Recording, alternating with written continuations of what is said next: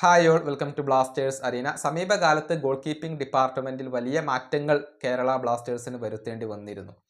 നമുക്കറിയാം, ഇതുവരെ 3 ഗോൾ കീപ്പർമാർ കേരള ബ്ലാസ്റ്റേഴ്സിൽ ഉണ്ടായിരുന്നു. സച്ചിൻ സുരേഷ്, അതുപോലെ തന്നെ നോറ ഫെർണാണ്ടസ്, മുഹമ്മദ് അർബാസ് എന്നിവരായിരുന്നു 3 താരങ്ങൾ. കമൽജിത്ത് സിംഗ് ക്ലബിനോട് ഗുഡ് ബൈ പറഞ്ഞിരുന്നു. യുവതാരമായ സോം കുമാറിനും മടങ്ങേണ്ടി വന്നിരുന്നു എന്നുള്ളതാണ്. ഇപ്പോൾ പുതിയ ഒരു ഗോൾ കീപ്പറെ കേരള ബ്ലാസ്റ്റേഴ്സ് സൈൻ ചെയ്തു. അർഷ് അൻവർ ഷെയ്ഖിനെയാണ് കൊണ്ടുവന്നിട്ടുള്ളത്. അങ്ങനെ നിലവിൽ 4 ഗോൾ കീപ്പർമാരാണ് കേരള ബ്ലാസ്റ്റേഴ്സിന് അകത്തുള്ളത്.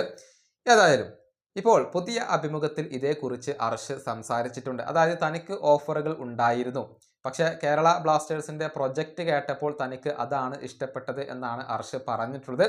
എല്ലാ മത്സരങ്ങളിലും സ്റ്റാർട്ട് ചെയ്യുക, അതാണ് തൻ്റെ മുന്നിലുള്ള വെല്ലുവിളി എന്നും ചാലഞ്ച് എന്നും ഇപ്പോൾ അർഷ് പറഞ്ഞിട്ടുണ്ട്. അദ്ദേഹത്തിൻ്റെ വാക്കുകൾ ഇങ്ങനെയാണ്: എനിക്ക് മറ്റുള്ള ക്ലബ്ബുകളിൽ നിന്നും ഓഫറുകൾ ഉണ്ടായിരുന്നു, പക്ഷേ കേരള ബ്ലാസ്റ്റേഴ്സ് എന്നെ വിളിക്കുകയും പ്ലാൻ വിശദീകരിക്കുകയും ചെയ്തപ്പോൾ എനിക്ക് വളരെയധികം താല്പര്യം തോന്നി. എനിക്ക് പുതിയ തലത്തിലുള്ള ഒരു കരിയർ ഇവിടെ നിർമ്മിക്കാൻ കഴിയുമെന്ന് തോന്നി.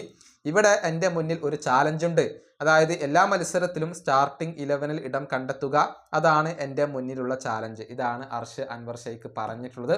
ഏതായാലും അടുത്ത സീസണിൽ കേരള ബ്ലാസ്റ്റേഴ്സിന്റെ 1-ാം നമ്പർ ഗോൾ കീപ്പർ ആരാവും എന്നുള്ളത് കാത്തിരുന്നു കാണേണ്ട കാര്യമാണ്. സച്ചിൻ സുരേഷിന് തന്നെയാണ് സാധ്യതകൾ കൽപ്പിക്കപ്പെടുന്നത്. നോറയും അർഷ് അൻവർ ഷെയ്ഖും അദ്ദേഹത്തിന് കോമ്പറ്റീഷൻ നൽകുകയാണ് ചെയ്യുക. അതല്ല, ഇനി കൂടുതൽ എക്സ്പീരിയൻസ് ഉള്ള ഒരു ഗോൾ കീപ്പറെ കേരള ബ്ലാസ്റ്റേഴ്സ് സൈൻ ചെയ്യുമോ എന്നുള്ളതൊക്കെ കാത്തിരുന്നു കാണേണ്ട കാര്യമാണ്. ഈ വീഡിയോയുടെ അവസാനിപ്പിക്കുന്നു. അടുത്തൊരു വീണ്ടും കാണാം.